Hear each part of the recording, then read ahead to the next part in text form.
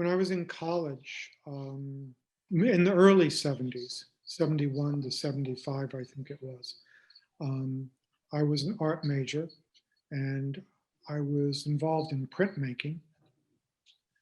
And I needed a job to make a little extra money and got a job with a local print shop that was doing offset lithography printing. Mhm. It was the first time I'd been involved in that kind of thing. And the guy that was running it, his impetus for having a business was that he wanted to be a millionaire, which is to me is a very odd reason to want to do something, but that was his drive. Um, he was a terrible boss. He sort of turned me loose on an offset press without giving me much instruction. And I proceeded to work on that, but I was only there for a week. I, um, I just couldn't stand the guy. I couldn't stand the place. And I never went back to pick up my paycheck for that one week. Shortly, shortly thereafter, I had a similar experience. yeah, Yeah. where it was so bad that you just didn't want to stay put long enough to get paid. Yeah, I've been an apprentice at a bindery for some time, for almost a month, and in the end, I just left and didn't That was get my not money. long. Yeah. So, but shortly thereafter, I heard about a company called Unicorn Press. They'd been in Santa Barbara, California, and they had moved to Greensboro, North Carolina, where I was in college. And I heard that they were interested in having people help out. Hmm. So I went by there and talked with Alan Brilliant, who was the owner of the place. He and his wife Tail Savory were the publishers, and a friend of mine worked there. So I went over and spoke with them, and they were happy to have me come and volunteer to work, which I did for the fall semester of 1974. And they had a Vandercook letterpress. So everything was letterpress printed. Um, the books were sewn by hand. Usually the books were just simple single folio chapbooks.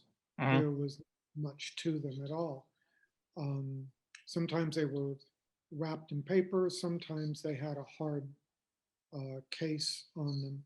So I learned to do typesetting and printing. I also learned to do some bookbinding that was, very simple, let's say. Hmm. Uh, but I was interested in it and stayed there for about a year and a half. After, in 1975, in the beginning of 75, I was actually paid to work there, but it was um, subsistence wages. They had very little money. Hmm. Uh, they didn't pay me much. I could barely keep, my apartment and my food. But I really enjoyed doing the work. And as I'd been a printmaker in college, printing was not that dissimilar to what I was doing. Um, and then I decided to move to Boston. My brother was living up there. We're from North Carolina. Hmm. So I decided to move up there. And when I got up there, I got a job as a superintendent in a condominium. So I didn't have to immediately um, have work because I had a place to live and I got a little bit of money. And I started taking classes at Harcourt Bindery, Hmm. which was within easy walking distance of where I was living, and really enjoyed that. And then I got hired at Harvard University in one of the libraries to just do some minor repair. Worked in the stacks, just had minor equipment, um, and I wasn't doing a lot of stuff that required skill and knowledge so much. But there was a woman working in one of the local libraries. Her name was Doris Freitag. And Doris had been trained in Germany before the war. Mm-hmm. I'm not sure what her timing was, but she eventually ended up in the States and had been working at Harvard for quite a number of years Yeah. and was a very skilled binder. And Doris started not teaching me directly, but she would help me when I got stuck with things. And I could always talk with her about issues I was having. And we became friends during the time I was there and afterward. Mm-hmm. And I quit working at Harvard because I got a job with a small bindery in Cambridge that did handbook binding. Incidentally, the owner also made S&M gear, which I was much less interested in. But, you know, he did that. He did that for the gay population in the area. And all I did was I worked on books, he worked on the S&M gear, and everything was just fine. And I worked there for about a year, but the owner wasn't able to teach me very much. Mm-hmm. And eventually I was able to get hired at Harcourt Bindery. So I left the place in Cambridge and moved on to Harcourt. And I was at Harcourt for about 4 years. I came in sweeping the floors and making marbled end papers and that sort of stuff. And by the time I left 4 years later, I was the shop manager and I was doing all the leather binding. So it was a proper apprentices path. Yeah, it's in as much as it could be. I was taught what I needed to know to do the work. Mm-hmm. And Sam Ellenport, who owned the bindery, he was very concerned about getting the work out on time and, you know, without it costing a lot of money. There were things that we did that one would call shortcuts. They didn't, well, some of the work we did there didn't hold with my fantasy of what should be done. Mm-hmm. Sam and I got along very well. We had clashes from time to time because of some of those things, but you know that we would work that out as we went along. And I was really grateful for the opportunity to work there because to work for about 4 years, 40 hours a week, doing nothing but binding all day long, and doing it quickly, that was a real education. And unfortunately, it's not an education that is offered to people nowadays. I'm sorry that it's not because it's an extremely valuable skill or a place to learn your skills, even if you might want to work in a different manner. But to learn to work in a particular way and to do it quickly and efficiently, that's something that's the best education you could expect to get without working directly with a master binder as an apprentice. I mean, Harcourt. And why can't you nowadays? There's just no place for it economically? That's pretty much it. In the US, I would say there's probably about, I'm guessing at this, there's probably 3 or 4 binderies that still do some sort of handwork. But a lot of what there is in this country is mechanized. I don't know how it is in Europe or in the UK, but most of the binders in this country, they're like me. They're single people. I do have 2 employees, which is a little more unusual. A lot of the binders in this country, they just have 1 employee, if that. Or even none, yeah. Yeah, just themselves frequently. When you've got employees, you can get, I mean, don't tell my employees this, but I pay them less than I pay myself. So you can have more people working at a manageable wage and charging the money you need to charge to get the work done, and therefore make some sort of a profit and keep a larger shop going, pay for the larger amount of overhead that you have. I mean, my shop is probably, I would guess it's one of the few largest shops in the country in terms of square footage, and as I say, in terms of employees. The same hand, having a shop that size means you need to constantly be feeding work into the machine of the shop. You need to constantly find work that you can turn out, and you still have to be mindful of what you charge for the work. Over the years, I think I have charged too little, and I've been remedying that. Frankly, I have to say, partly the length of time I've been doing this and the number of people that know me means I can charge a bit more than someone who is a relative unknown just coming into the field. So that's useful. I was a relative unknown, and it was hard to get enough money to run the shop. Fortunately, I'm married to someone who had a regular paycheck. This helps a lot. Yeah. It helps tremendously. It really does.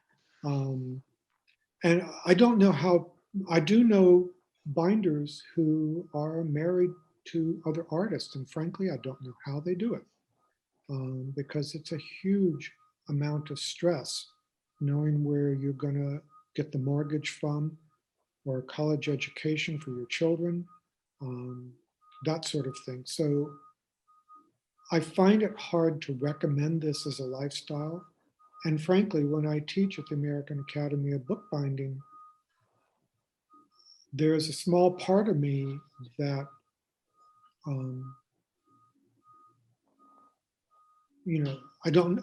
I feel a little bit bad teaching people to do what I do because of the fact it's going to lead to a hard life.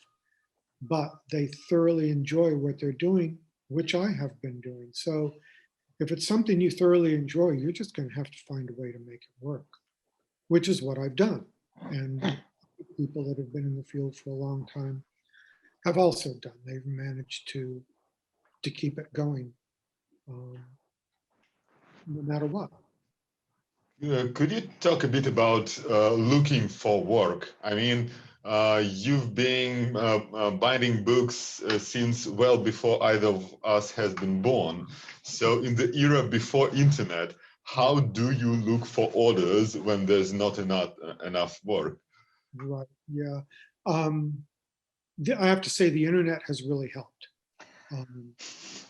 And I don't do Facebook or any of that stuff, just my webpage has helped. But in prior times, it really is a lot about word of mouth.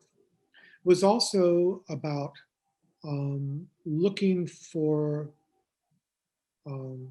publishers, libraries, institutions, and calling people up, introducing yourself, maybe sending a letter, maybe arranging to drive to meet them. But, I'd say probably 75% of the work was through word of mouth. Also, at the time I started, there weren't that many of us.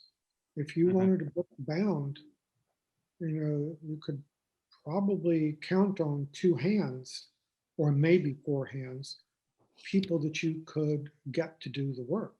You mean People, in the area or in the country? in the country. That might not be quite the right number, but it was a very small pool of binders. So you could get the work that way. I think now, obviously the pool is large now of binders, and the pool of good binders is large.